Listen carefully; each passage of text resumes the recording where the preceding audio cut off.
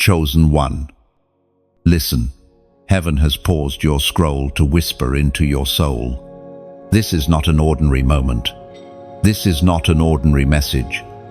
You are standing at a threshold, and the command has come swiftly. Do it. Move now. Start spending like water. Do not delay. The Spirit of God does not waste words. And today, His voice is reaching through the noise of your day to rattle your spirit awake. You have been trained to hesitate, to second guess, to calculate the cost before taking a step. But beloved, hesitation has robbed you long enough. Delay has stolen doors of blessing that should have already been opened for you. Procrastination is the thief that keeps many chosen ones wandering in circles instead of stepping into promised lands. And here you are standing with destiny before you, yet torn between trust and fear. I tell you now, fear has no authority over you. Fear is not your master. You are not chained to a scarcity mindset. You are not here to survive on crumbs while the heavens have decreed abundance over your life. Your Father owns the cattle on 1,000 hills, and He calls you His heir. What is money to the one who created gold, silver, and every resource of earth? But hear me carefully. This command is not about reckless indulgence. It is about obedience. Heaven says, spend like water, because money must not be your idol. It must not be the prison of your heart. You are called to prove that you will not bow to the God of scarcity. You are called to show that your trust is not in numbers on a screen, but in the living God who never runs dry. Pause and breathe in this truth.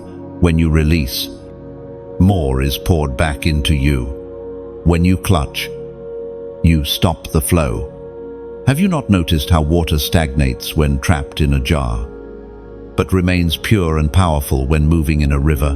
That is what your finances are meant to be: flowing, circulating, cleansing, blessing. The ancient words remind us with burning clarity. Malachi chapter 3, verse 10. Bring the whole tithe into the storehouse, that there may be food in my house. Test me in this, says the Lord Almighty, and see.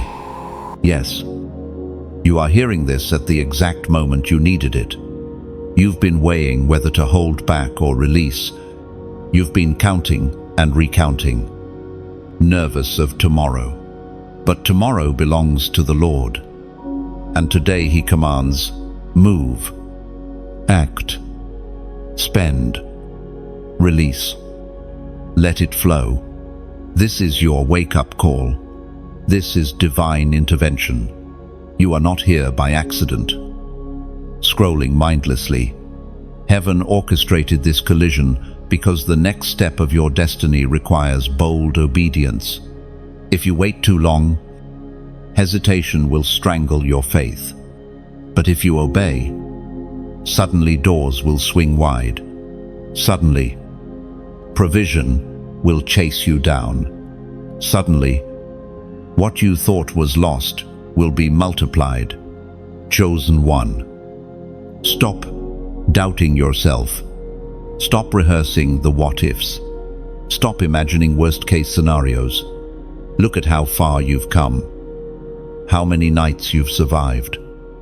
How many valleys you've walked through. You are still standing. And that is proof that God has carried you. Do you think He will abandon you now? Impossible. Lift your eyes higher. Shake off the dust of hesitation. You are called to live with holy boldness. You are called to terrify lack by the way you move in faith. When you spend at the Spirit's command, you are making a prophetic statement. I am not bound. I am not afraid. My source is endless, and every demon of poverty trembles when you obey. This is more than money. This is identity. This is destiny. This is you stepping into the river of abundance prepared for you before the foundation of the world. Now, I call you to respond. Heaven does not speak in vain. If this word strikes your spirit, do not keep silent. Testify, prophesy, align with the command. Like, share, and subscribe, so this word does not remain buried in your heart, but multiplies across the earth.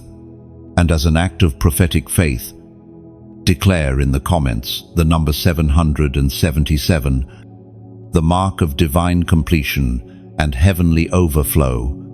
Your obedience begins here. Chosen one. The chains of hesitation have long been wrapped around your ankles. You have felt the weight of doubt, whispering, "What if I lose? What if it runs out? What if I make a mistake?" Those whispers are not the voice of heaven.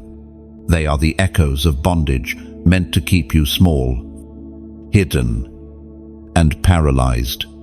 Yet today, you are commanded to break hesitation. Think back on your journey.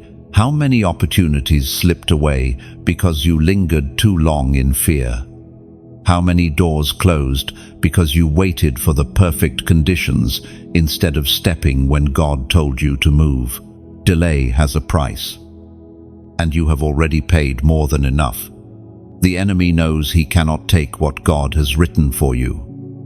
So it distracts, stalls, and delays, hoping you will surrender your blessing by inaction. But no more. This is your awakening. You must step beyond the calculations of your mind and enter the obedience of your spirit. You are called to trust without proof, to act without needing to see the full picture, to obey without demanding guarantees. For you are not walking by sight, you are walking by divine design.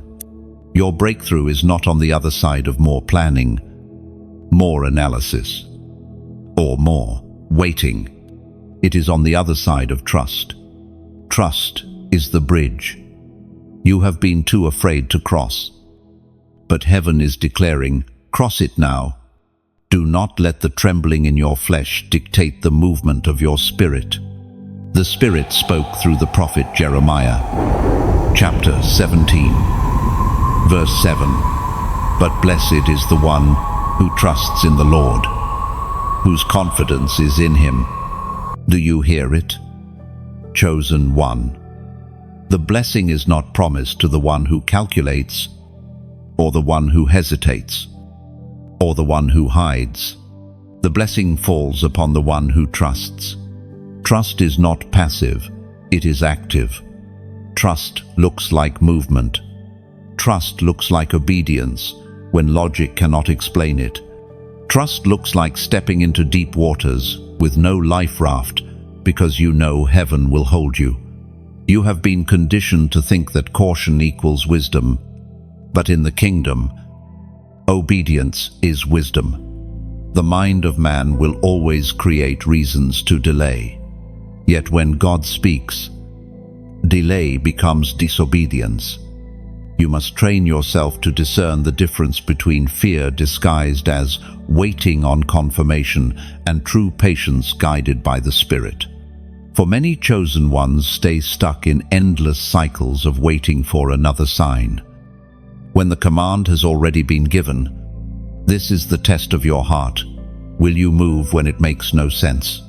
Will you release when everything in you wants to grip tighter? Will you act when the world mocks and says you are foolish? If you hesitate, the moment will pass. But if you break hesitation, you will step into supernatural provision. Imagine a runner at the starting line. The race begins, but he hesitates to move because he is not sure if his shoes are tied tightly enough. By the time he finally starts running, the others are far ahead. That is what hesitation does. It doesn't eliminate your calling, but it robs you of momentum. And momentum is a weapon heaven gives you to accelerate into destiny.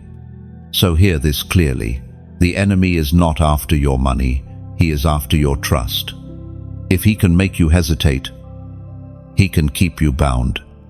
But today, you will not be bound any longer. Today, hesitation breaks. Today, you choose movement. This is your proving ground. Every act of obedience is proof that you belong to God and not to fear. Every time you move, when your flesh trembles, you are declaring that trust is your foundation, and every declaration of trust releases waves of blessing that cannot be stopped. Chosen one. Picture the chains falling. Hear the sound of hesitation, shattering. See yourself stepping forward with boldness you did not know you had. This is the new you, not timid, not fearful, not second-guessing. You are decisive. You are bold. And you are obedient.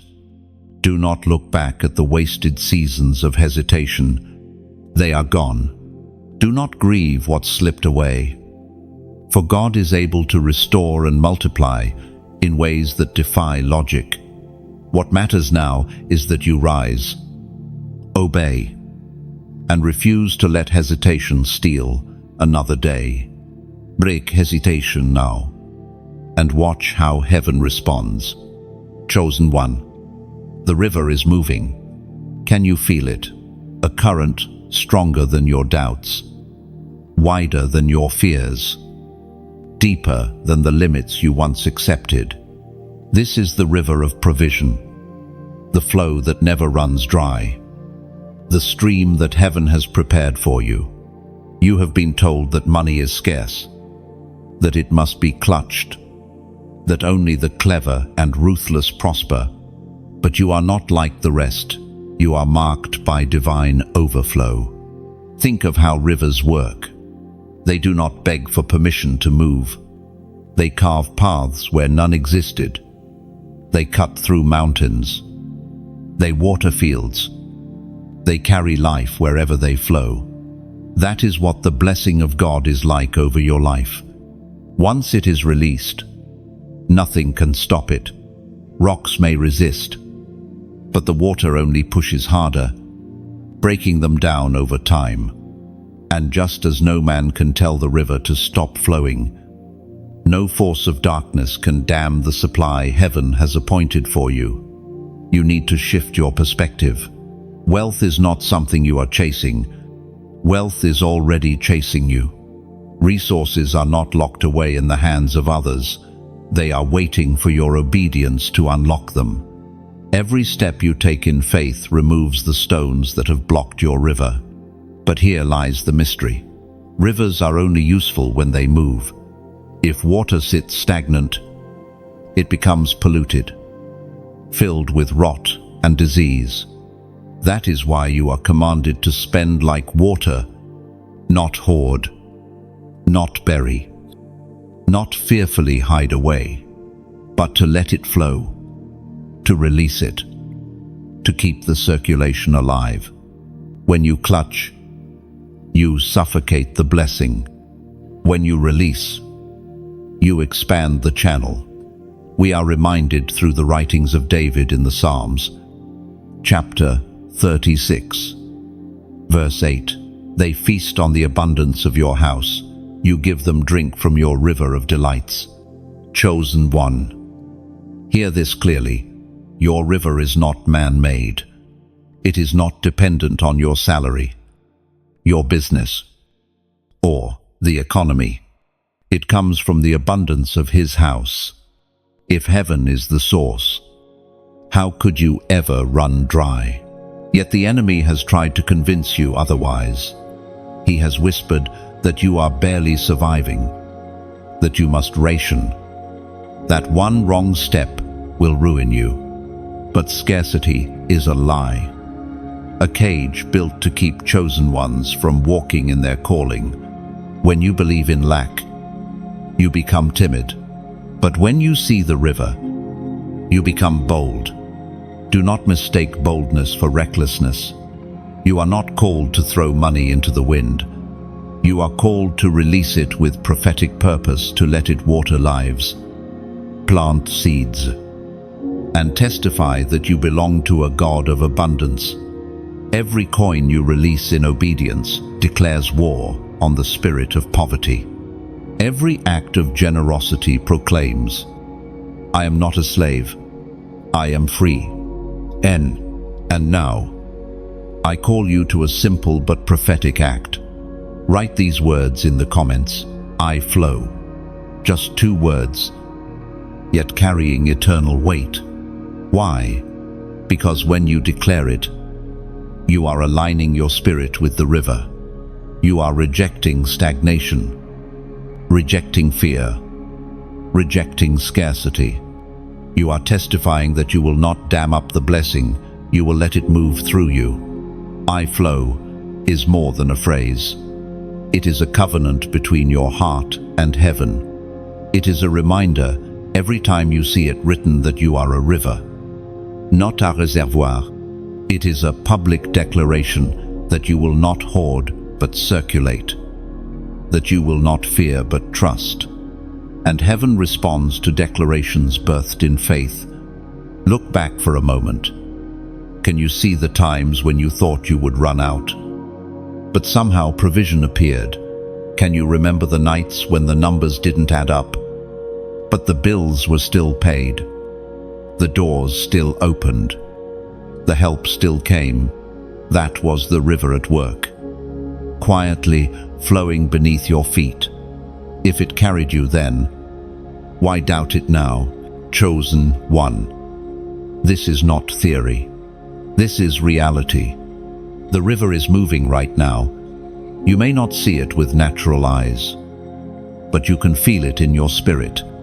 It is washing away the fear of lack, tearing down the walls of hesitation, preparing to burst forth in ways that will leave you astonished. All that is required of you is trust. Let the current carry you. Stop fighting it. Stop questioning it. Stop trying to measure it with human logic. You were never meant to dam the flow. You were meant to swim in it. And once you decide to flow, nothing will ever be the same. The river of provision is yours. Chosen one. Step into it. Flow with it. Spend like it. Live like it. And never again settle for the lie of scarcity. Chosen one. Every calling carries a test. And for you, this test is trust. Not trust in men. Not trust in systems. Not trust in the balances and numbers flashing on screens, but trust in the eternal God who never fails. You have been invited into a realm where your heart is weighed more than your possessions, where your obedience matters more than your strategy. This is the proving ground of your destiny. The test is simple, but not easy. Can you release without clinging? Can you act without needing to see the return first? Can you spend without fear of running dry? For this is the posture heaven watches for, the posture that reveals whether your faith is real or only words. Money itself is not the treasure. The true treasure is your heart. Heaven does not measure you by how much you hold, but by how freely you obey. When you are told to give, do you hesitate? When you are instructed to sow, do you bargain? When you sense the nudge to release, do you silence it with logic? These are the questions your spirit must face. The apostle reminds us in his letter to the Corinthians, 2 Corinthians chapter 9, verse 6, whoever sows sparingly will also reap sparingly, and whoever sows generously will also reap generously. This is the principle of divine economics. The world says, hold tightly so you don't lose. Heaven says, release freely so you can multiply. The world measures wealth by accumulation. Heaven measures wealth by circulation. The world fears losing. Heaven celebrates sowing. Which kingdom do you belong to? The test of trust is designed to strip away every illusion of control. For deep within, humans crave control. We want to know, to plan, to calculate, to guarantee outcomes. But chosen ones live differently. You are called to release control, to walk where logic cannot follow, to trust when the numbers scream otherwise. You are called to lean not on your own understanding, but on the eternal wisdom of God. Do not misunderstand. This is not about recklessness or waste. It is about obedience. Sometimes the command will be to sow into a person you least expect. Sometimes it will be to release funds when you feel least ready. Sometimes it will be to invest in yourself when you feel least worthy. Each act of obedience chips away at the fortress of fear that has tried to dominate your heart. You have been carrying the weight of what if? What if it doesn't come back? What if I run out? What if I regret it later? But beloved, what if is the language of fear. Faith speaks differently. Faith says, even if I don't see it yet, my God is faithful. Even if I can't measure it now, the harvest is certain. Even if I release with trembling hands, the blessing will overflow. 1. This is the line you must cross. Many stand at the edge of obedience, staring into the unknown, but never step. They admire the river, but never enter it. They talk of faith, but never move in it. And so they remain trapped, always dreaming of breakthrough, never walking in it. But you are not meant to stay trapped. You are chosen for more. The test before you is not punishment. It is preparation. God is not trying to strip you of joy. He is trying to prove you trustworthy for greater. If you can be faithful with little, you will be entrusted with much. If you can release when it hurts, you will be trusted with abundance that would crush others. Consider this. Every seed placed into soil disappears before it multiplies. To the natural eye, it looks like loss. The seed is gone, buried, invisible. But underneath, a transformation is taking place. Roots are forming. Life is stirring. Multiplication is preparing. The release always precedes the harvest. In the same way, every act of obedience may feel like disappearance, but heaven sees it as activation. So stand firm, chosen one. The test of trust is not meant to break you, but to build you. It is not designed to shame you, but to crown you. Pass this test, and you will step into levels of provision and freedom you never imagined. Fail this test, and you will remain bound by fear, clutching what was never yours to begin with. The choice is clear. The test is before you. Do not shrink back. Do not hesitate. Release. Obey. Trust. For when you do, you prove that your treasure is not gold or silver, but the God who never fails. And when heaven sees your trust, the river will not just flow to you, it will flow through you, making you a channel of provision, a carrier of abundance, a living testimony of faith that cannot be shaken. Chosen one. The test is here. Pass it with boldness. Chosen one. Fear has been whispering to you about lack. It has painted pictures of empty cupboards, unpaid bills, and doors that never open. Scarcity has stood like a shadow over your shoulder, convincing you that abundance was for others but never for you. Yet today that shadow is shattered.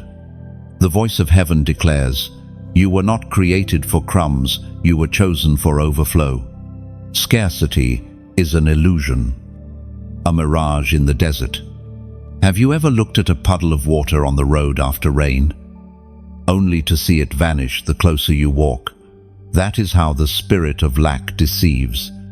It makes you believe you are always one step away from provision, always, almost there, but never reaching. Yet in truth, the river of God has been flowing around you all along. You simply needed to open your eyes. Imagine yourself sitting at a banquet. Before you, the table is filled with bread, fruits, golden cups overflowing with sweet wine.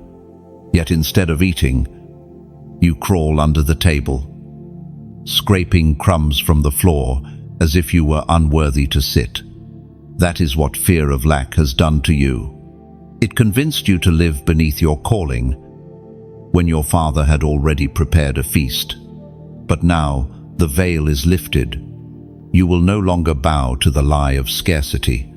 You will rise, sit at the table, and partake of the abundance prepared for you. The Spirit spoke through the prophet Isaiah, chapter 55, verse 2. Why spend money on what is not bread, and your labor on what does not satisfy? Listen to me, and eat what is good, and you will delight in the richest of fare. Chosen one, you are invited to eat what is good, to live in satisfaction, not starvation, to delight in the richest fare, not scrape for leftovers. And this is not only about money, it is about every part of your life. Scarcity has tried to chain your joy, your peace, your confidence, but abundance is not a dream, it is your inheritance. When you step into this truth, you begin to see differently. Suddenly, you understand that every act of generosity is like planting seeds in a vast field. One seed may seem small, but when it grows, it feeds villages.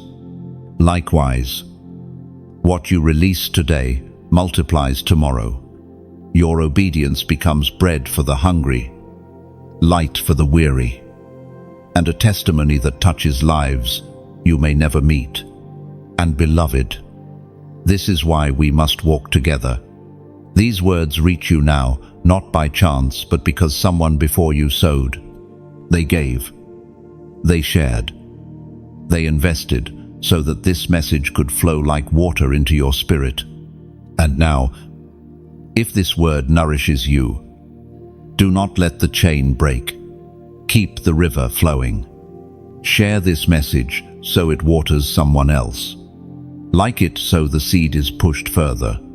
Subscribe so you remain rooted in the flow. And if you feel stirred, donate not as payment, but as planting, not because God needs it, but because your seed carries the power to multiply into someone else's breakthrough. Think of it this way.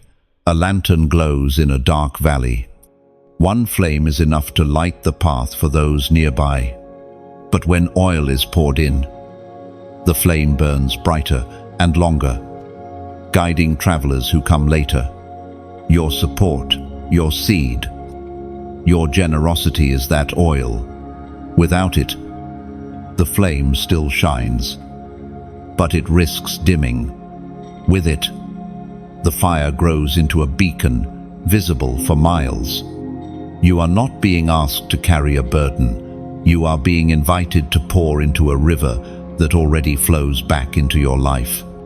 Every share, every like, every act of giving is another ripple in the stream of God's abundance. And those ripples travel further than you can see. Do not underestimate what feels small. Even a drop of water in a desert can awaken a seed buried for years. In the same way, your obedience today can unlock destinies tomorrow. Someone you may never meet could rise from despair because you chose to keep the flow alive. Chosen one, This is your moment to break agreement with scarcity. Stop living like the beggar under the table when the banquet has been prepared for you. Sit, eat, drink, share, sow, flow. Your life is not meant to echo with "not enough." Your life is meant to overflow with more than enough. No, scarcity is broken. Abundance is here. Step boldly into it. Chosen one. When you release what is in your hand, you activate heaven's multiplication. Every act of giving is not an end, but a beginning.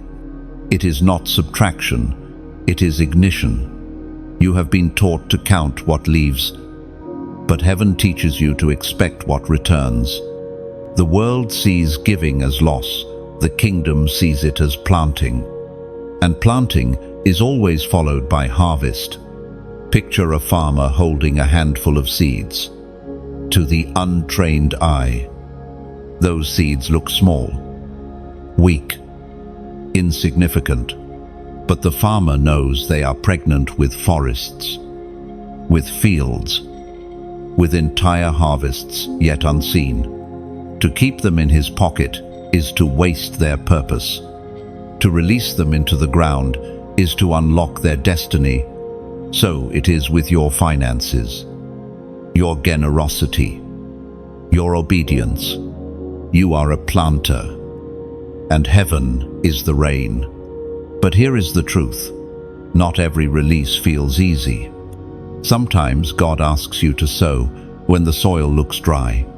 Sometimes He nudges you to give when you are counting your last coins. Sometimes He commands you to release when you don't yet see how tomorrow will be covered. That is where faith must rise. Faith rises when logic fails. It is the inner fire that whispers, "Even if I cannot see, I still believe." Faith takes the last handful of flour and oil, places it before God, and waits for the miracle that never runs dry. Faith does not ask for comfort first, it obeys first, and provision follows. This is the realm you are being drawn into, not shallow waters of safety, but deep rivers where only trust can keep you afloat. As Jesus Himself declared in the Gospel of Luke, chapter 6, verse 38, "Give, and it will be given to you, a good measure, pressed down, shaken together, and running over, will be poured into your lap. For with the measure you use, it will be measured to you." This is not a poetic thought. It is a law of the Spirit, unshakable and unstoppable. When you give, you set in motion a cycle that always returns multiplied. What you release does not vanish, it circulates. It multiplies. It returns. Chosen one. Do not let fear keep your hands closed. A closed hand can hold on to what little it has, but it cannot receive anything new. Only open hands can catch the rain. Only open hands can receive what is falling from heaven. Think about rivers again. The moment water stops moving, it begins to stink. The moment money stops circulating, it begins to enslave. But when you release, you keep the current alive. You show the world that you are not bound to paper or numbers.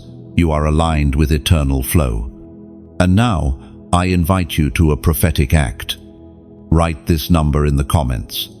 888. 3/8. The sign of new beginnings multiplied. The echo of covenant renewal. The rhythm of heaven's endless cycle. Why 888?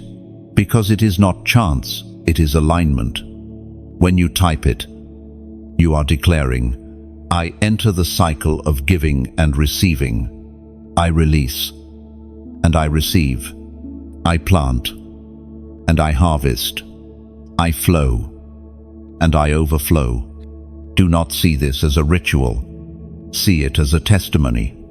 When you write 888, you are reminding your own spirit that you refuse to live in stagnation. You are training your heart to expect the return. You are aligning your hands with open heaven circulation. There will be moments when your flesh protests. It will scream, "Hold tighter, don't release." But remind yourself, seeds do no good in your pocket. Only in the soil can they fulfill their purpose. Likewise, your obedience will always accomplish more in God's hands than in your grip. Chosen one. Think of the stories yet to be written because of your release.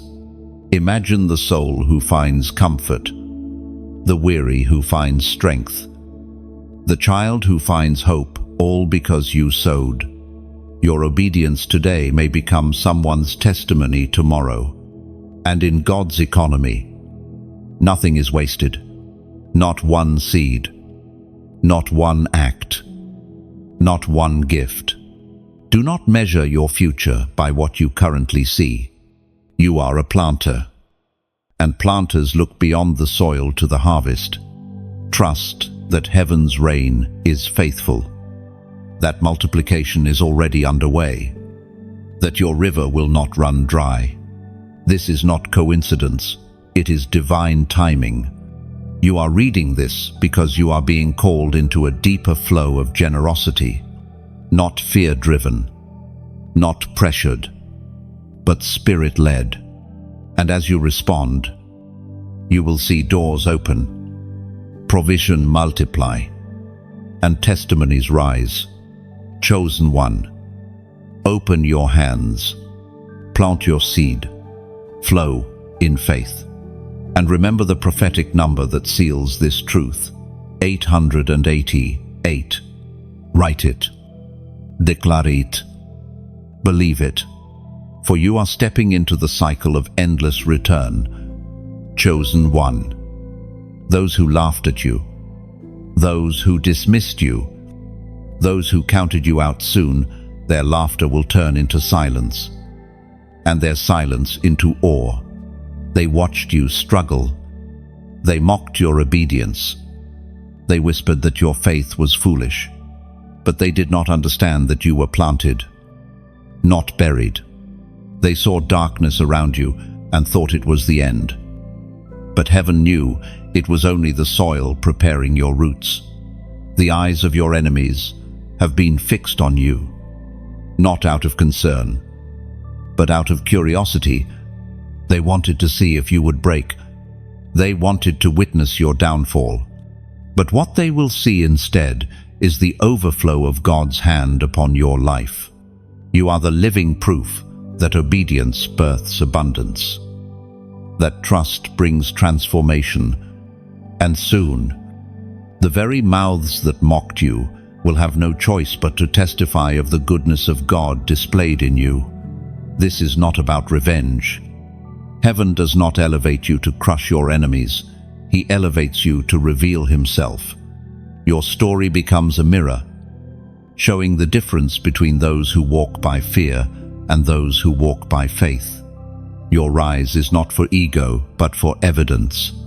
The voice of God thundered in the book of Exodus, chapter 14, verse 14. The Lord will fight for you. You need only to be still. Do you feel the weight of those words? You have been tempted to fight back, to explain yourself, to prove your worth. But the Lord reminds you, stand still. Your stillness is not weakness, it is trust. Stillness says, I don't need to vindicate myself, for heaven will vindicate me. Stillness says, my energy is not wasted on arguments, my strength is reserved for obedience. One, chosen one. Your stillness terrifies the enemy. When you do not react in fear, when you do not lash out in anger, when you refuse to shrink back, the adversary loses his grip. The enemy's weapon is noise accusations, distractions, delays.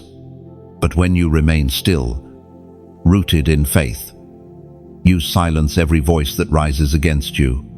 Your enemies have been watching. Yes, but soon they will watch something else, your table being prepared. For just as David sang of the shepherd, so too will you witness the feast laid out before you in the presence of those who despised you. It will not be hidden, it will be undeniable. Think of Joseph, betrayed by his brothers, sold into slavery, falsely accused, imprisoned.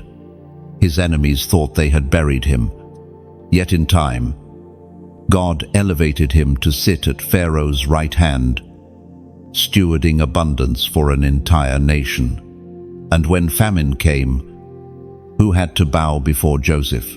The very brothers who once hated him, not because Joseph sought revenge, but because God's overflow had positioned him to be the answer they desperately needed.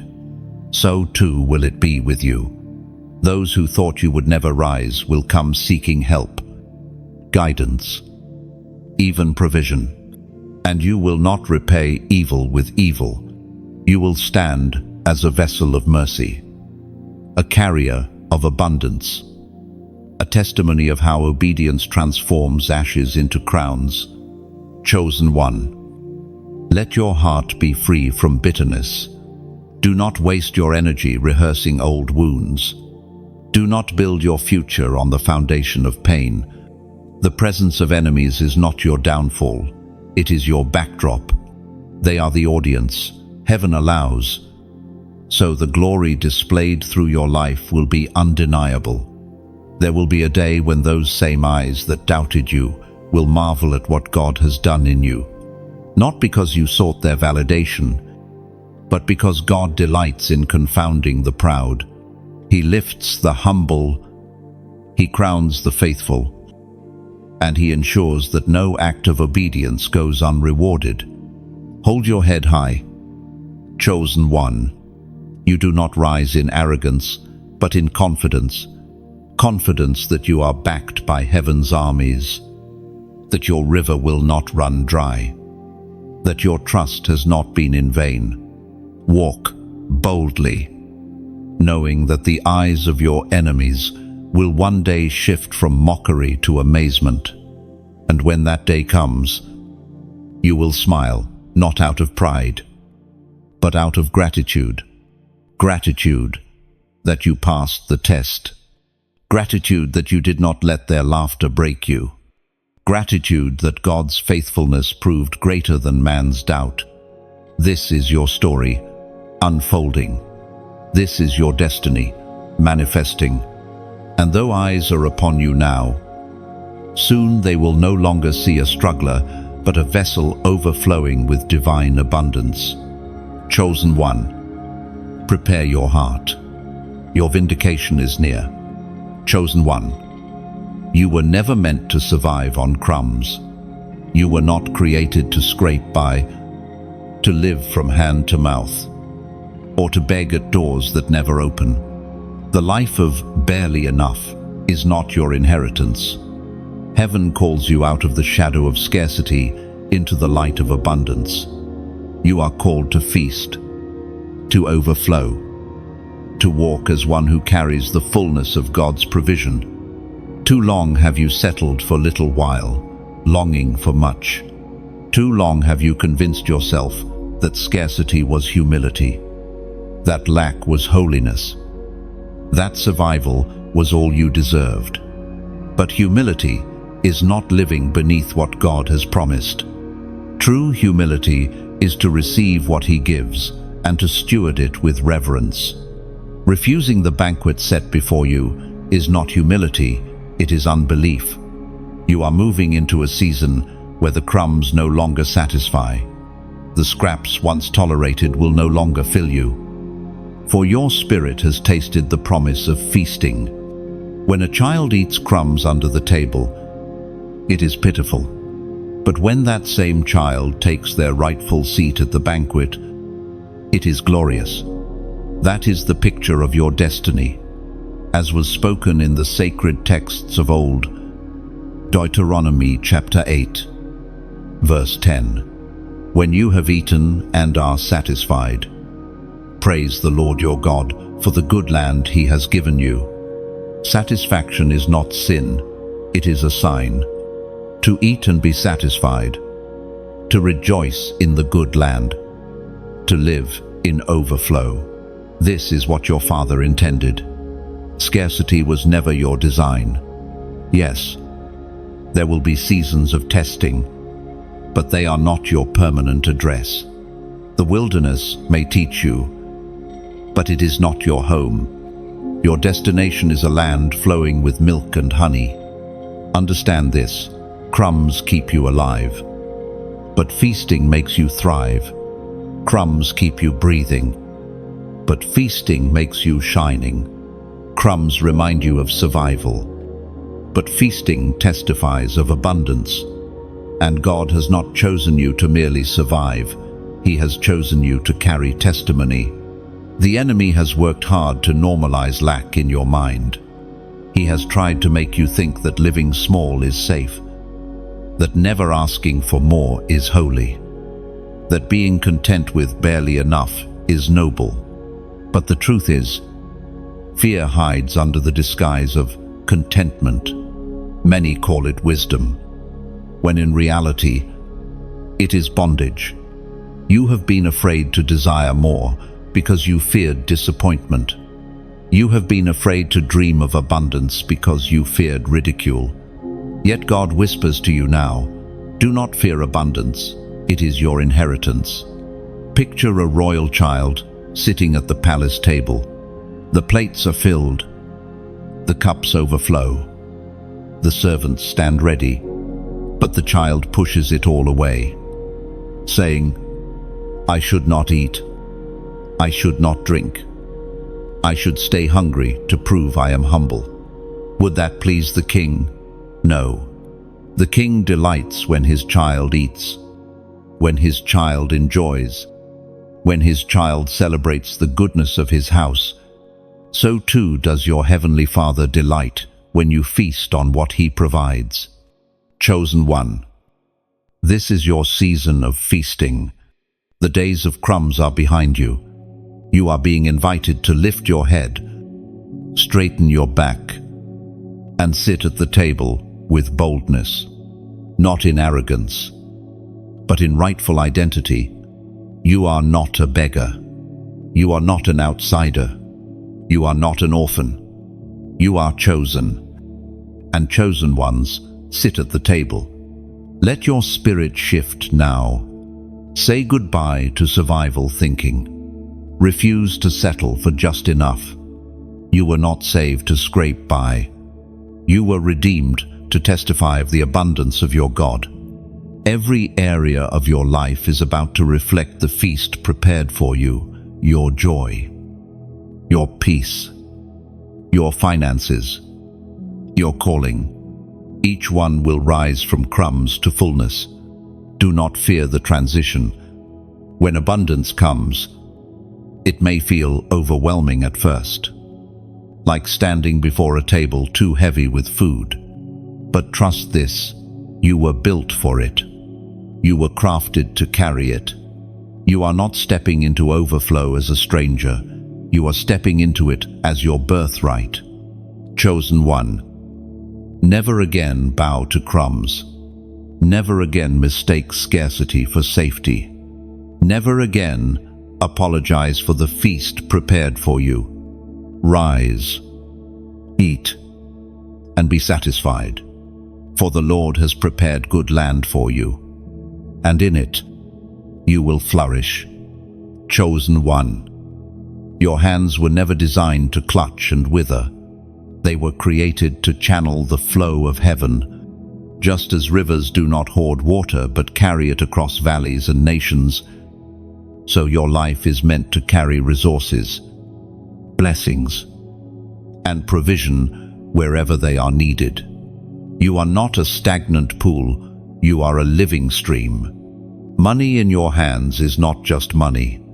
It is water for the thirsty, seed for the soil, light for the weary traveler, When you treat it as an idol, it becomes a chain. But when you treat it as a channel, it becomes freedom. This is why the command is clear.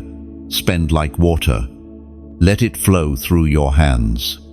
Do not fear the release. For what leaves you in obedience always returns, multiplied. A dam may look strong, but if it blocks the current too long, the pressure eventually destroys it. So it is with the human heart when it clutches tightly to what should be released. The weight of hoarding becomes unbearable. But the freedom of flowing brings strength, peace, and continual renewal. When you release, you echo heaven's rhythm. The sun gives light without losing brightness. The ocean gives waves without losing its depth. The tree gives fruit without losing its roots. Likewise, you are never diminished by generosity. Instead, each outpouring proves that your source is infinite and that your destiny is to overflow. According to what is revealed in the book of Proverbs, chapter 11, verse 25, a generous person will prosper. Whoever refreshes others will be refreshed. Here lies the mystery. Refreshment comes not by hoarding, but by pouring out. The world tells you that the more you save, the more secure you are. Yet the Spirit teaches that the more you release, the more refreshed you become. This is not foolishness, it is the divine order. To clutch is to suffocate. To release is to revive. Chosen one. Have you noticed how your hands feel lighter when you obey? How your spirit feels freer when you give? That is not coincidence. It is alignment. Your soul recognizes that you are functioning in your true identity, not as a collector, but as a distributor of abundance. Consider the tree planted by streams of water. It takes in nourishment, but it does not keep it all. It transforms water into fruit, shade, and oxygen blessings for others. The river flows in, and the tree multiplies it outward. This is the image of your life. You are not called to dam the flow, but to multiply it. Do not underestimate the power of small releases. A single drop of water can ripple across an entire lake. A single act of generosity can echo across generations.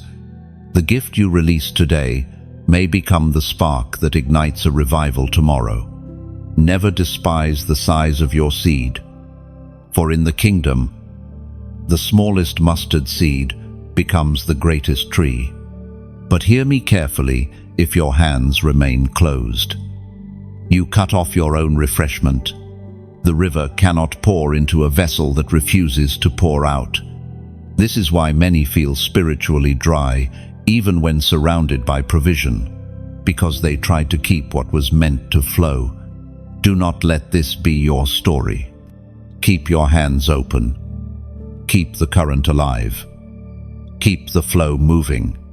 And now, I call you into a prophetic response. Type these 2 words in the comments: I pour.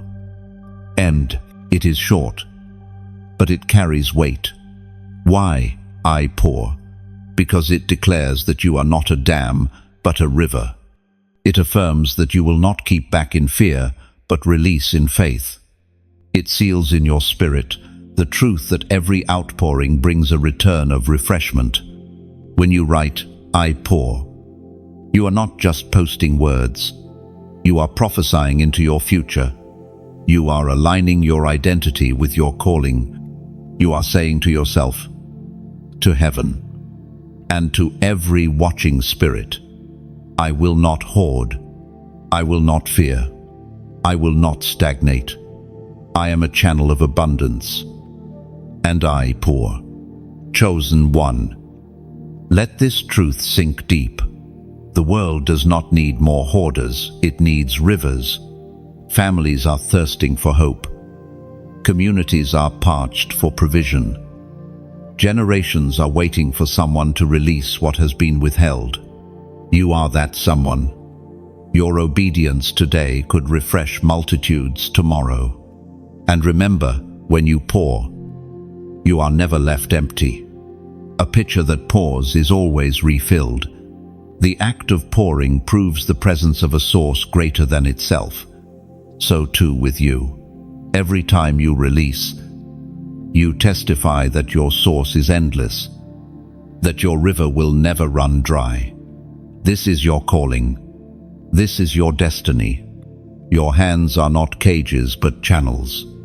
Your life is not meant for crumbs but for circulation. Chosen one. Declare it boldly. You pour, you refresh, you prosper. The river is moving. Step into the current. Chosen one. What flows from your life is not meant to stop with you. Every act of obedience, every release of generosity, every step of faith becomes a testimony that ripples outward. Testimony is not just words, it is living evidence. A living story, a light that others cannot ignore. And your testimony will not be small, it will overflow. Think of a candle lit in the darkness. One flame seems fragile, yet it has the power to ignite countless others without losing its own glow. Your generosity, your obedience, your flow of provision works in the same way. Each spark you release multiplies into flames that light up lives. The testimony of your obedience becomes a wildfire that no darkness can contain. As the prophet wrote in the scroll of Habakkuk, chapter 2, verse 3, "For the revelation awaits an appointed time. It speaks of the end and will not prove false. Though it linger, wait." Your testimony may take time to unfold, but it is certain. The seeds you planted in hidden places, the sacrifices no one else saw, the silent obediences you carried when your heart trembled, all of them are gathering momentum. Soon, they will break into visible overflow. Your life itself will speak, louder than your words, declaring that God is faithful. Chosen one. Testimonies are rivers that travel further than you can imagine. What starts in your private obedience often becomes public breakthrough. The world is hungry for real stories, not just empty promises, and your story is being written in gold, etched into eternity as a declaration of God's goodness. But here is a mystery. Testimonies must be carried forward. Just as rivers are not meant to evaporate, but to flow into seas, so too must your testimony be shared. That is why this message reaches you now, not by accident, but through the generosity of others who poured out so the river could reach you. Someone sowed so that this word could arrive in your hands, fresh and alive. And so I speak to you gently, yet directly. If this word waters you, if it awakens something deep in you, let it continue flowing. Share it so another thirsty soul can drink. Like it so it travels further. As wind carries seeds across the earth, subscribe so you remain planted by the stream, nourished season after season. And if you feel led, donate not as a transaction, but as a seed of gratitude. Think of it as dropping oil into the lamp so the flame continues to burn bright. Do not underestimate the oil. A lamp without oil fades into smoke, but with oil, it becomes a beacon. Your seed, your act of giving, your support is the oil that ensures the flame of these words never dies out. You are not fueling a machine, you are fueling a mission. You are not funding noise, you are sustaining a voice that calls chosen ones into their destiny. And remember, No drop is wasted. The ocean is made of drops. The harvest is made of seeds. The mountain is made of stones. Your contribution, whether large or small, joins the river of obedience that carries testimony across nations. Chosen one. Let me give you another picture. Imagine a bridge stretching over a wide river. To build it, countless workers place stone after stone, beam after beam. One worker might feel their effort is small, but without that piece, the bridge would be incomplete. So too, with you, your support, your sharing, your sowing becomes part of a bridge, and on that bridge, countless souls will cross from despair to hope, from fear to faith. You are part of something larger than yourself. Your obedience today will become someone else's testimony tomorrow. And as you give, share, or plant, you are not losing, you are expanding the reach of the river. Chosen one. See this clearly. Your testimony is not meant to remain hidden in a corner. It is meant to overflow, to inspire, to water, to ignite. And when you partner with the flow through generosity, through sharing, through sowing, you ensure that what God is doing in you multiplies into many. This is not pressure, it is invitation. You are being invited to let your testimony flow, to let your obedience become someone else's answer, to let your seed become someone else's harvest. Rise into this truth. Your story is a river, and rivers never flow alone. Chosen one. It is time for a shift within your mind. The greatest battles you face are not outside of you, but within you. Scarcity begins as a thought before it becomes a chain. Fear begins as a whisper before it becomes a prison. But when your mind is renewed, chains break.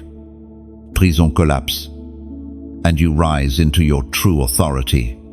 You must see yourself as heaven sees you, not as a struggler scraping for survival, but as a distributor of kingdom abundance. You are not a beggar waiting for leftovers. You are a steward trusted with overflow. Your life is not measured by what you collect, but by what you release. The enemy has always tried to shrink your vision, convincing you that survival was the highest goal. But survival was never your destiny. Dominion was. You are not here to count coins in fear. You are here to open storehouses in faith. Lift your thoughts higher. See yourself as a vessel chosen to carry rivers of provision, designed not just to receive, but to overflow continually. The ancient words recorded in Romans chapter 12, verse 2, "Do not conform to the pattern of this world, but be transformed by the renewing of your mind.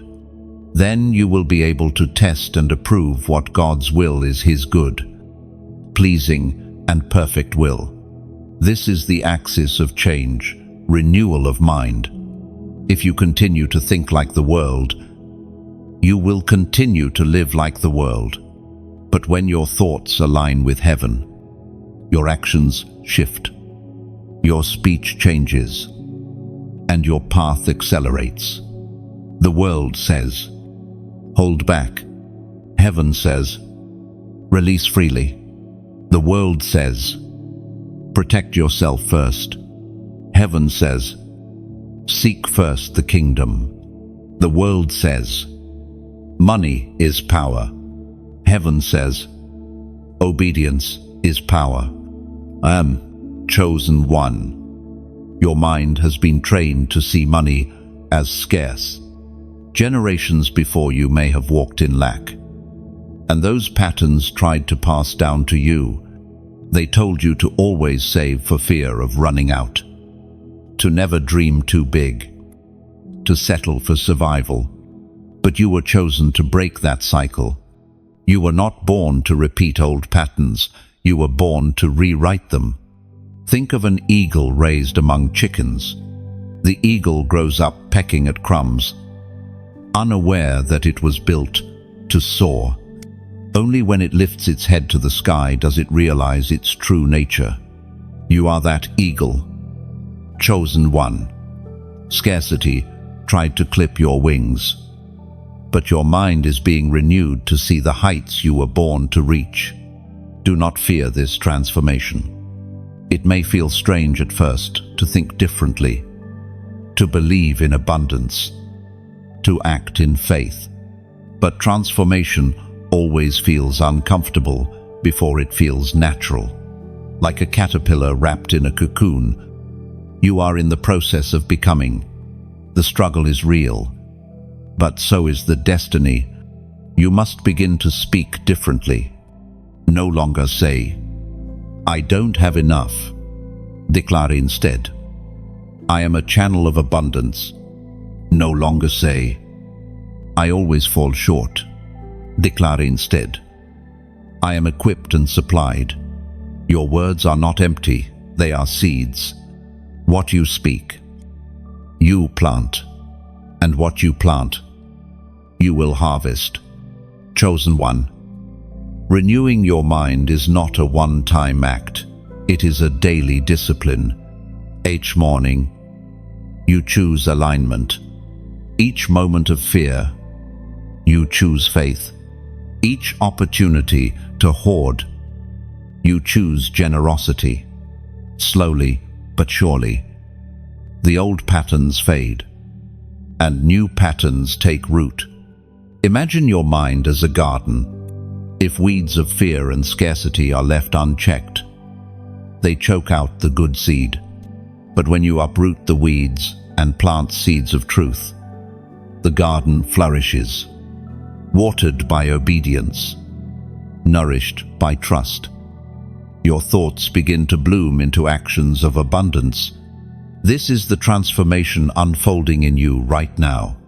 You are no longer thinking like one who begs. You are thinking like one who carries authority. You are no longer dreaming small. You are dreaming in alignment with heaven's blueprint. You are no longer chained by fear of lack. You are free to walk in overflow. And remember, the transformation of your mind is not just for you. Others are watching. Your children, your friends, your community. They will see the shift in you and realize that change is possible for them too. Your renewed mind becomes a light that leads others out of darkness. Chosen one. Step boldly into this shift. Do not shrink back into old thinking. Rise into the truth. You are not a beggar, not a struggler, not a victim. You are chosen, renewed, transformed, and equipped to carry abundance. Chosen one. Boldness must rise within you. You have spent too many nights questioning, too many days second-guessing, too many seasons watching others step forward while you waited for perfect conditions. But heaven is not waiting for your perfection. It is waiting for your obedience. To spend with boldness is to live as if you truly believe your source is endless. When you give timidly, you declare that you fear tomorrow. But when you release boldly, you announce that tomorrow belongs to the Lord. Spending with boldness is not recklessness, it is prophetic courage. It is looking at the spirit of poverty and declaring, "You do not own me. I am free." Own. Boldness is like fire on dry wood. It spreads quickly, consuming hesitation and lighting courage in others. When you act with daring faith, you create sparks that leap into the hearts of those around you. Your boldness becomes their invitation to rise, to trust, and to step forward unafraid. Think of a lion walking through the wilderness. It does not apologize for its roar, nor does it hide its strength. Boldness is your roar. Chosen one, you were not created to tiptoe through life, but to stride forward with unshakable confidence that heaven's strength roars within you. Fear whispers, "What if you fail?" But boldness answers, "What if I rise?" Fear imagines loss, but boldness sees harvest. Fear counts the cost, but boldness counts the promise. When you let boldness guide you, you stop shrinking in shadows and begin to shine in your divine assignment. As Jesus himself declared in the Gospel of Matthew, chapter 6, verse 33, "But seek first his kingdom and his righteousness, and all these things will be given to you as well." Here lies the mystery. When you chase the kingdom, provision chases you. When you spend boldly at the Spirit's prompting, you are not throwing money away. You are planting into eternal soil, and that soil never fails to return a harvest. Think of David stepping onto the battlefield against Goliath. Every soldier trembled, clutching their weapons in fear. But David moved with boldness, not because he trusted in his sling, but because he trusted in his God. When you spend boldly, you are stepping into the battlefield of scarcity with the same confidence. Your bold release is your sling, and your God is the one who ensures the giant falls. Chosen one, the spirit of poverty is terrified of boldness. It thrives on fear, hesitation, and small thinking. But when you step out boldly, when you sow with confidence, when you give with joy, when you spend with freedom, you shatter its grip. You prove that your life is not governed by numbers, but by promises. Do not misunderstand. Boldness is not about the size of the amount. It is about the size of the faith. A widow with 2 coins gave more boldly than the rich who dropped gold from their excess.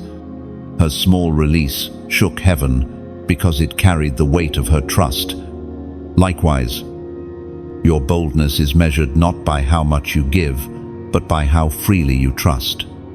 Boldness is contagious. When you move in courage, others watching are inspired to rise as well. Your act of obedience becomes the spark that ignites their faith. This is how movements begin. One chosen one, rising boldly, declaring by their actions that God can be trusted. And now, I invite you into a prophetic declaration. Write this number in the comments, 444. This number is not random. It echoes stability, foundation, and divine order. When you type 444, you are declaring, "My foundation is unshakable.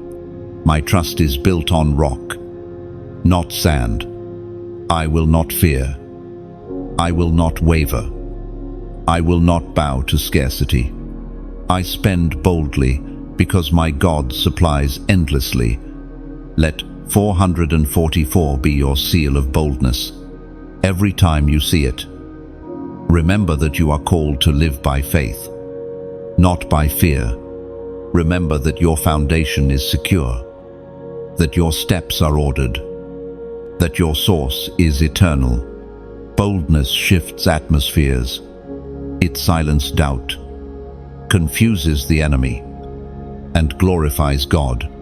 When you walk boldly, when you spend boldly, when you live boldly, you become a living testimony of kingdom abundance. You become proof that trust is never wasted. Chosen one, rise into boldness now. Do not let another day be stolen by hesitation. Do not let another season pass under the weight of fear. Open your hands. Open your heart. Open your life. Let the spirit of bold generosity flow through you like a river. For the Lord has promised, when you seek Him first, everything else will follow. When you trust Him boldly, provision will meet you on the path. And when you spend with courage, you declare to the world, I am chosen, I am free, I am bold, chosen one. Freedom is the mark of your destiny. You were never meant to walk through life chained by debt, weighed down by fear, or haunted by the constant anxiety of not having enough. Those shackles are not your inheritance. You were chosen to live as one whose steps are light, whose heart is unburdened, whose hands are free to give and receive without fear. Freedom is not simply the absence of chains, it is the presence of peace. It is the calm assurance that your needs are met, that your tomorrow is secure, that your path is already provided for. True freedom is not found in storing endless wealth, but in trusting the endless source. For even mountains of gold cannot quiet a restless heart, but one drop of faith can silence storms.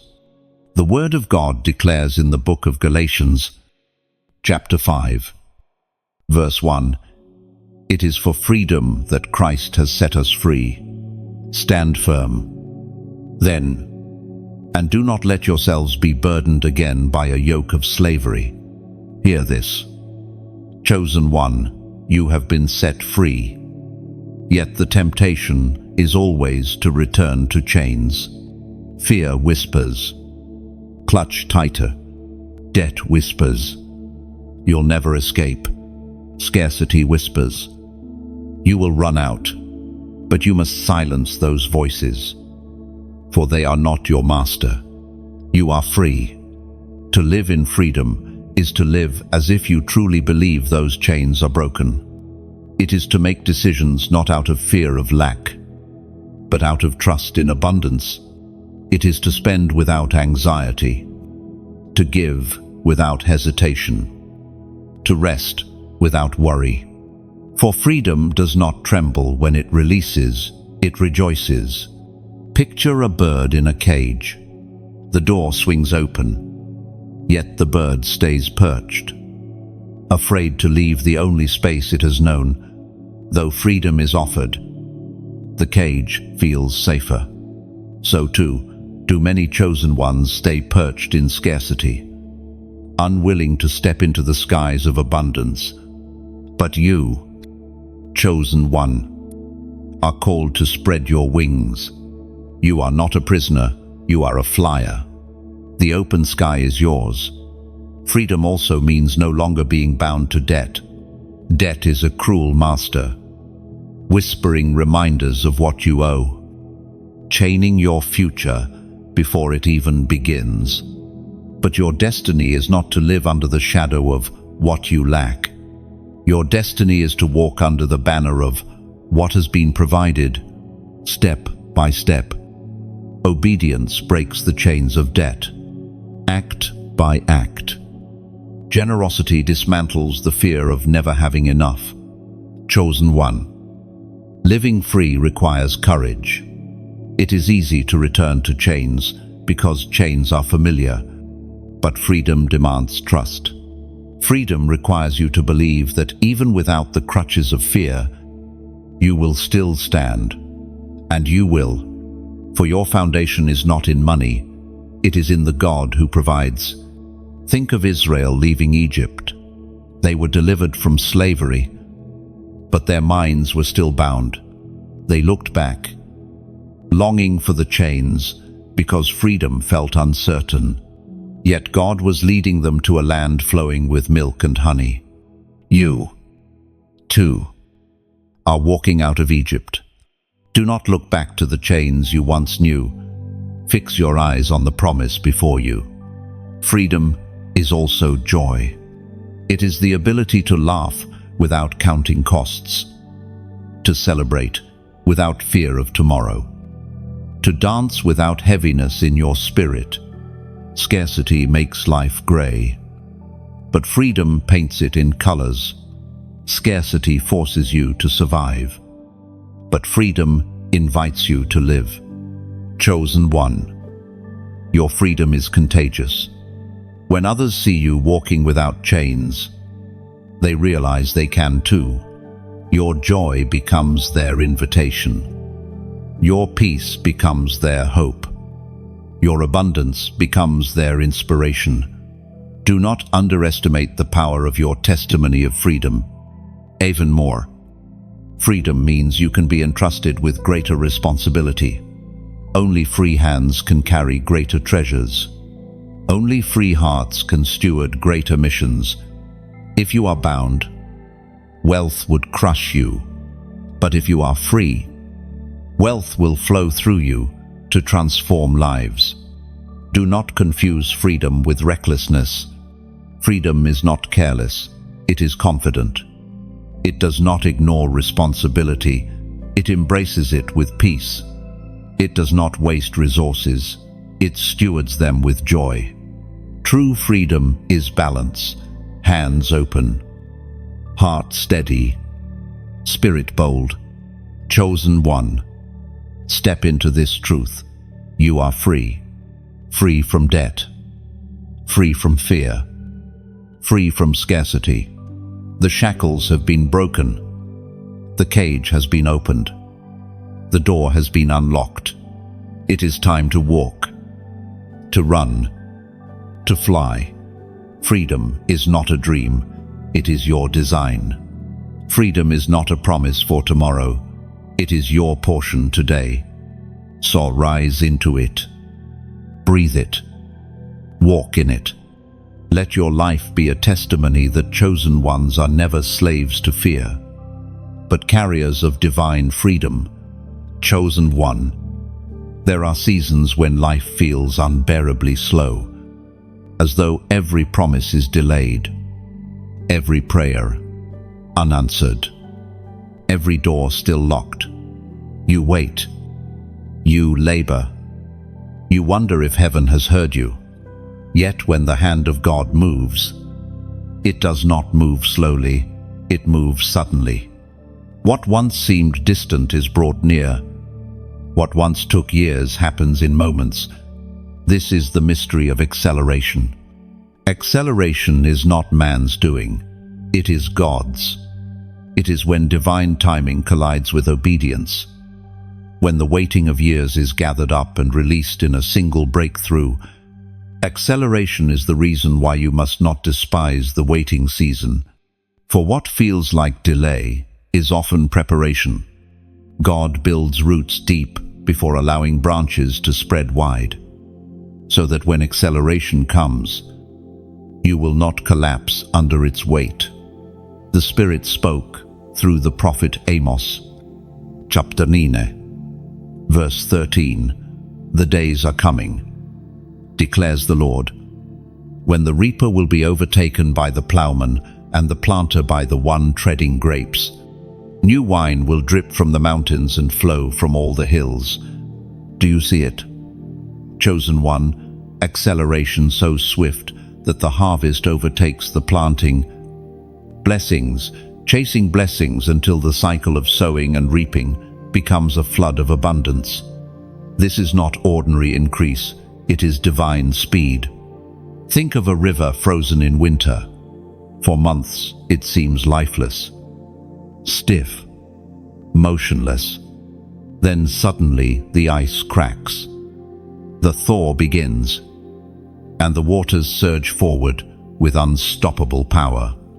That is what divine acceleration feels like. Long stillness, then sudden flood. Your season of stillness is cracking, your acceleration is at hand. Acceleration is not random, it is appointed. Every silent night, every hidden act of obedience, every tear sown in faith becomes fuel stored up for the moment God says, now. And when He says, now, the release is unstoppable. Years of delay are swallowed up in moments of fulfillment. Chosen one, do not mistake slowness for absence. The silence of heaven is not neglect, but preparation. When God moves quickly, He ensures that what took you years of waiting is redeemed in multiplied measure He is not slow, as humans count slowness. He is precise, and his precision creates acceleration. There will come a day when you look back at the years that felt wasted and realize they were not wasted at all. They were the setup for sudden overflow, like a bow drawn back. Tension building. The arrow, waiting then, in a flash. Release. The years of tension only add force to the arrow's flight. Acceleration also requires readiness. Many long for breakthrough, but are unprepared to carry it. Heaven will not accelerate what you cannot sustain. Just as a child must grow before carrying adult responsibility, so must you be strengthened before overflow. But now, the strength has been forged, the character refined, the roots deepened. You are ready to sustain acceleration. Chosen one. Imagine the runner on the track. He crouches, waiting for the signal, muscles tight, focus sharp. He seems still, yet all is prepared.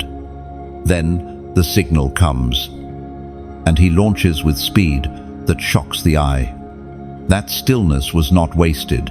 It was storing strength for acceleration. So it has been with you. When acceleration comes, opportunities will multiply. Doors that resisted will open easily. Provision will appear in unexpected streams.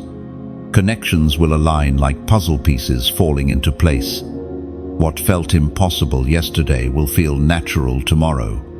This is the power of God's timing, sudden, unstoppable, undeniable. Do not fear the speed. Fear whispers, "What if it is too much?" But remember, you were forged for this. You were prepared in silence so you could run in overflow. You will not be crushed by acceleration. You will be carried by it. Chosen one. Lift your eyes from the delays of yesterday. Fix them on the horizon of what is coming. Trust that your labor is not in vain, that your waiting was not wasted, that your faith is about to collide with fulfillment. The days of slow movement are ending. The season of acceleration has arrived. Stand ready, for the signal is about to sound, and when it does, move boldly, run freely, embrace fully, for what once seemed far is rushing near, and your destiny is arriving suddenly. Acceleration is not a dream, it is your portion. Chosen one. Generosity is not just something you do, it is who you are. Heaven crowns you not because of how much you kept, but because of how much you released. The crown of generosity rests on those who open their hands, those who pour out without fear, those who become rivers instead of reservoirs. You are stepping into this crown now. Think of a tree heavy with fruit. It does not hoard what it carries. It bends its branches, offering shade, nourishment, and life to anyone who comes near. The more fruit it gives, the more it multiplies. Such is the crown of generosity. Your giving does not deplete you, it multiplies you. The Word of God declares in the book of Acts, chapter 20, verse 35, "It is more blessed to give than to receive." Blessing, then, is not measured by what enters your hands, but by what flows out of them. Receiving fills you once, but giving multiplies you endlessly. The crown is not placed on closed fists, but on open palms. Chosen one. Many will not understand this crown.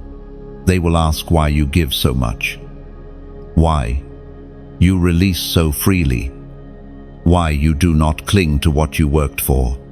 But they do not see the truth. You are not giving to lose, you are giving to reign. Every act of generosity strengthens your crown, polishes it, makes it shine brighter.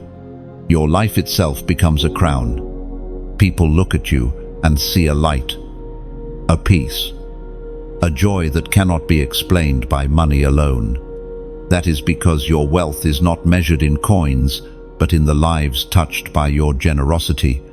Every soul uplifted, every need met, every burden eased becomes another jewel on your crown. But here is the beauty. This crown is not only for you. A crown shines to inspire. When others see your generosity, it awakens theirs. When they see you live unafraid to release, they are reminded that they too can trust God's endless supply. Your crown of generosity sparks crowns in others. Chosen one. This message reaches you because others gave before you. Someone donated oil to keep this lamp burning. Someone shared so these words could travel far. Someone subscribed so the river could keep flowing. And now the crown is being extended to you. If this word feeds your spirit, if it waters your soul, then let it not end here. Share it, so another weary traveler may taste of the feast. Like it, so the seed is carried further on the wind. Subscribe, so you remain rooted by the stream of continual nourishment. And if you are stirred, donate not as a duty, but as a joy. Think of it not as losing, but as planting. Generosity is like rain. When it falls, it softens the soil, awakens the seeds, and fills rivers that refresh entire lands.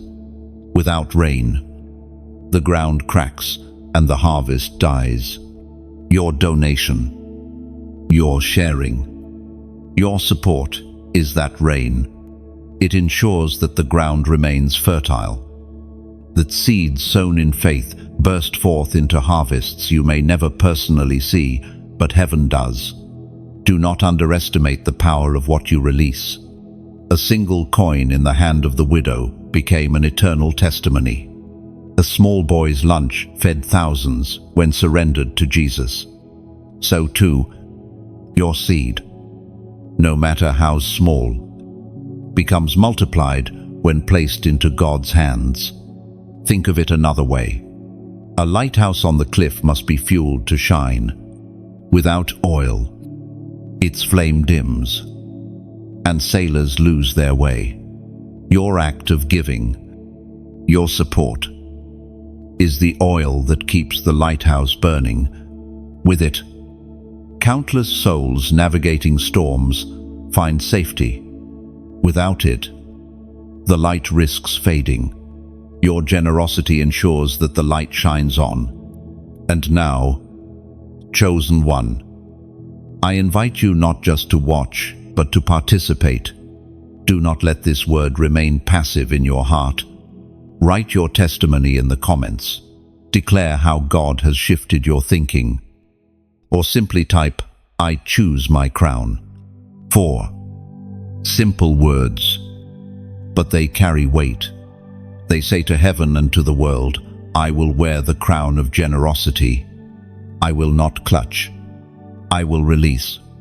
I will reign with open hands. Your declaration is not just for you. Someone reading may need the courage your words carry. Someone hesitating may rise because you testified.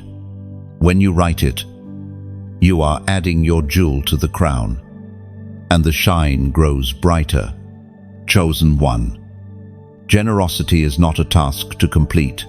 It is an identity to embody. You are crowned not for survival but for generosity.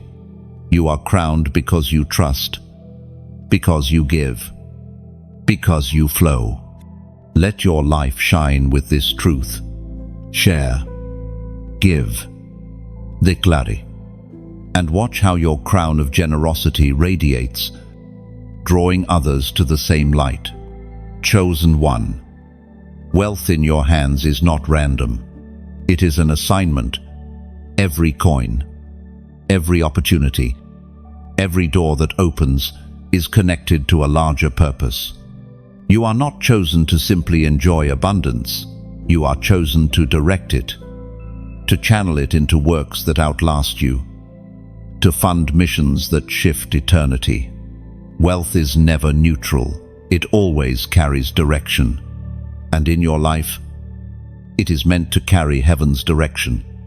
The Spirit spoke through the prophet Haggai. Chapter 2, verse 8. The silver is mine, and the gold is mine, declares the Lord Almighty. This truth must sink deep into you. Silver and gold do not belong to banks, nor to systems, nor even to those who appear powerful in this world. They belong to the Lord. If they are His, then you, as His chosen vessel, are entrusted to steward them according to His will. Wealth is not yours to own, it is yours to assign. Your assignment is clear. Fund what carries eternal weight. This may look like supporting voices of truth, lifting burdens from the poor, equipping the next generation, or sustaining the work of the kingdom. The specifics will vary, but the essence is the same. You are chosen to put God's resources where His heartbeat flows. Think of a river again. A river that flows aimlessly, floods fields and destroys villages. But a river, channeled with care, irrigates farms, fills réservoirs, and sustains cities. Wealth in careless hands brings ruin, but wealth in chosen hands brings life. That is why you are being trusted, because your hands are meant to direct the flow, not dam it up for selfish gain. Do not underestimate this assignment. You may think, I am only one person. My resources are small. What difference can I make? But never forget, one seed grows forests. One flame lights cities. One voice stirs nations. Likewise, one obedient act of generosity can ripple through generations. You may never see all the impact, but heaven sees, and eternity records. Chosen one. Remember Joseph. He was entrusted with Pharaoh's wealth, not to glorify himself, but to save nations during famine. His assignment was provision, and because he was faithful, countless lives were preserved. Your wealth assignment carries similar weight. What you steward today may carry someone else through famine tomorrow. This is why fear must no longer govern you. Fear of losing, fear of running out, fear of giving too much. These are lies meant to paralyze your assignment. You are not losing when you release.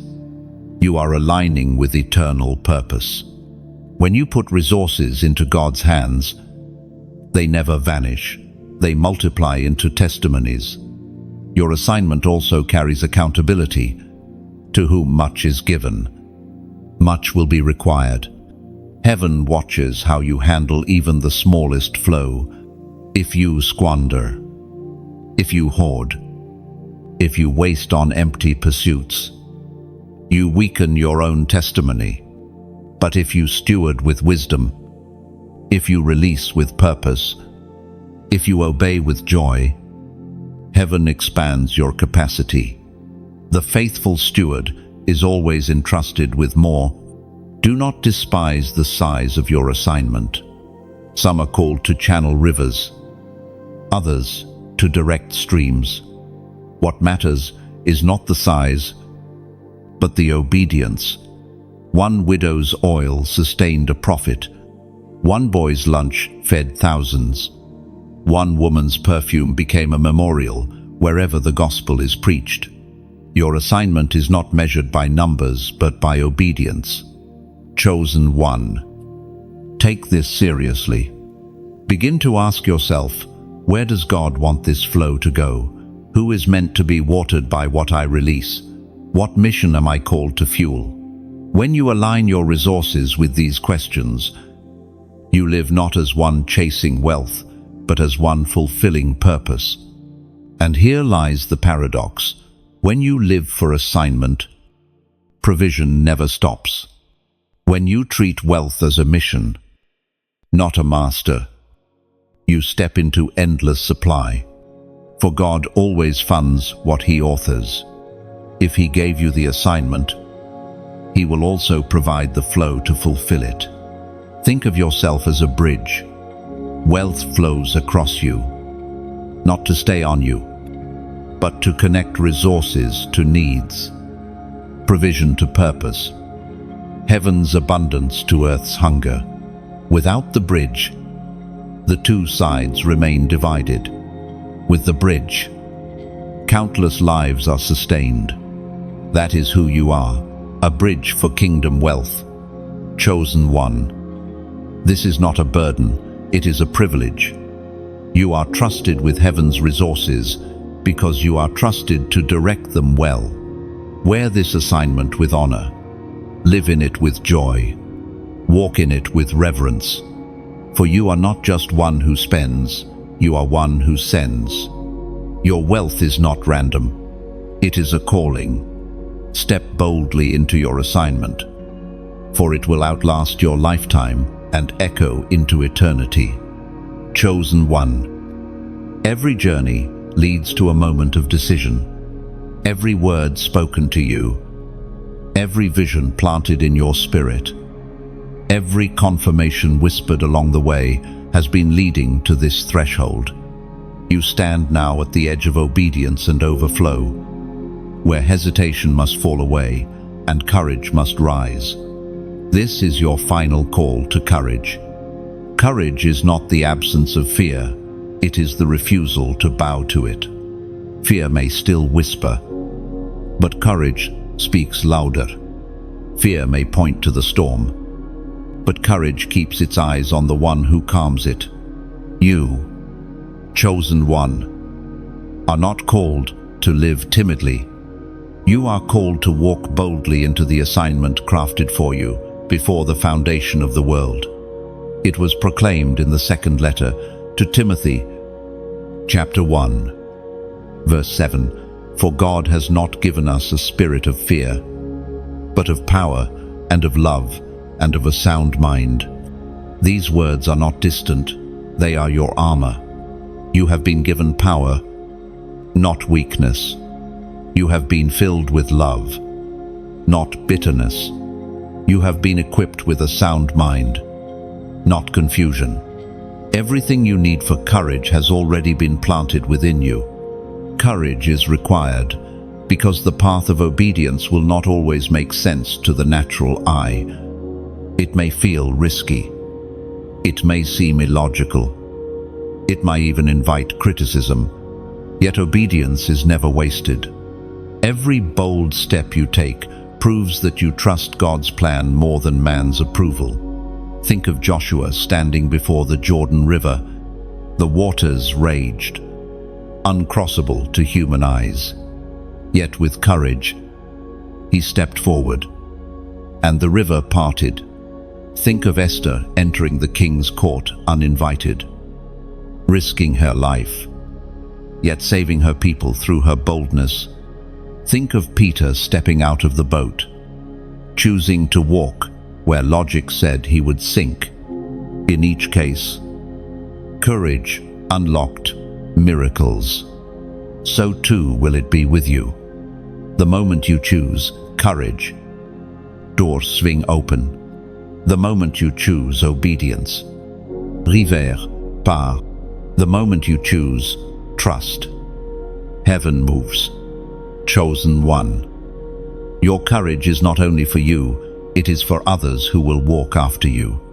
When you rise, you create a path.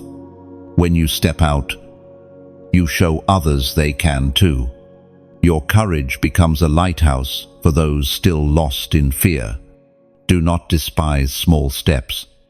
Courage is not always dramatic. Sometimes it is as simple as saying yes when everything in you wants to say, not yet.